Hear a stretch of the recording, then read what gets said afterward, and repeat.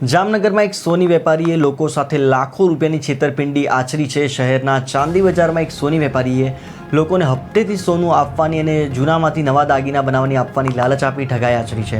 12 ગ્રાહકો સાથે કુલ રૂપિયા 37 લાખ ઉપરાંતની છેતરપિંડી કરી વેપારી ગામમાંથી પલાયન થતા મામલો પોલીસ મથકે પહોંચ્યો છે। પોલીસે આ સમગ્ર મામલે ગુનો નોંધી આરોપીની તપાસ હાથ ધરીને ધરપકડ કરી છે।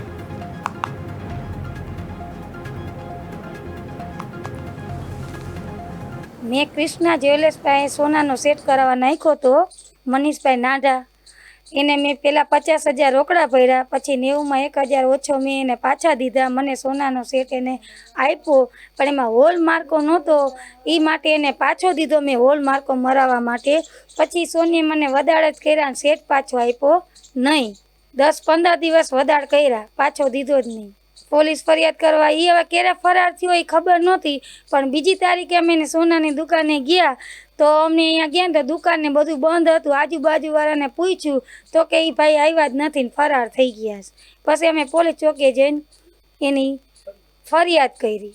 જામનગરના ચાંદી બજાર વિસ્તારમાં સિટી એ ડિવિઝન પોલીસ સ્ટેશન વિસ્તારમાં એક સોનાની એટલે કે જ્વેલર્સની દુકાન આવેલી છે, જેમાં મનીષભાઈ ચંદુલાલ નાંડા કરીને જે વ્યક્તિ હતા એમની દુકાન આવેલી હોય એ અલગ અલગ વ્યક્તિઓને હપ્તાથી સોનું બનાવી આપતા હોય, તેમજ સોની તરીકેની કામગીરી કરતા હોય, જેમાં કુલ 12 શાહેદો છે, જેમના અલગ અલગ સમયે એમણે રૂપિયા લીધેલા હતા અથવા તો સોનું બનાવી આપી દેવાનો વાયદો કરેલો હતો।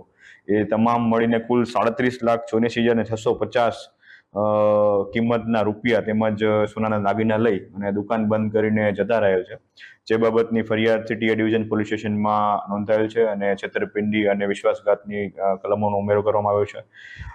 આ તપાસમાં આ જે આરોપી છે મનીષભાઈ નાંદા, એની સિટી પોલીસ સ્ટેશન દ્વારા ધરપકડ કરવામાં આવી છે અને આગળ હવે રિમાન્ડ મેળવી અને જે રિકવરીની પ્રોસેસ છે હાથ ધરવામાં આવશે।